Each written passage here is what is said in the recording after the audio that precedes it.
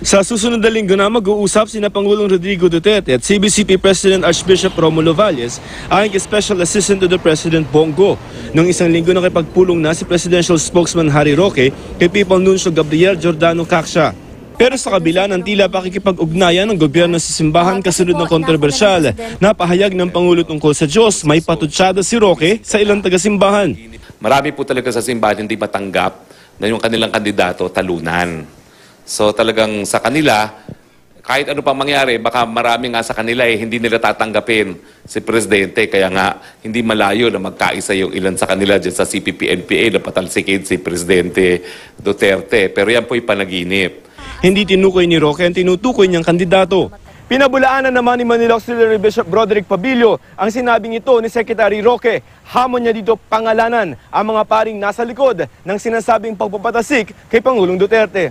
Sabi ni Bishop Pabilio tila nawiwili ang gobyerno na mag-akusa nang wala namang basihan katulad ng mga drug matrix. Ayan ay mga bahagi rin ng kanilang insecurity na nagbibintang na naman na wala namang sinasabi. Ganun din yung sinasabi na ito, may listahan kami ng mga drug addicts, ng mga drug lords. Tapos wala namang sinasabi.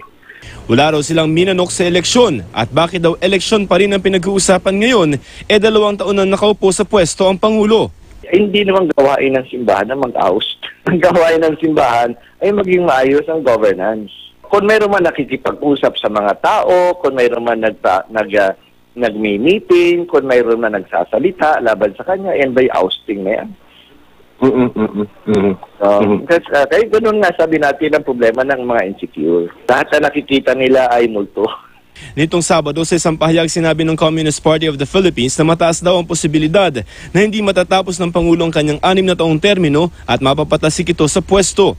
Sa isang pahayag naman sinabi ni Defense Secretary Delfin Lorenzana na napag-alaman nila noong 2016 mayroon ng 3-year plan ng CPP-NDF para isulong ang kilusang revolusyonaryo at kasama dito ang pagpapatasik kay Duterte kung di ito papayag sa isang coalition government. Dagdag ni Lorenzana noon daw May 2017 inilunsad ng CPP-NPA-NDF ang Oust Duterte movement na mangyayari sa October 2018. Kaya malinaw daw na hindi sincero ang CPP-NPA-NDF kaya irerekomenda daw ni Lorenzana na putulin na ang usapang pangkapayapaan sa kanila. Joseph Morong, GMA News.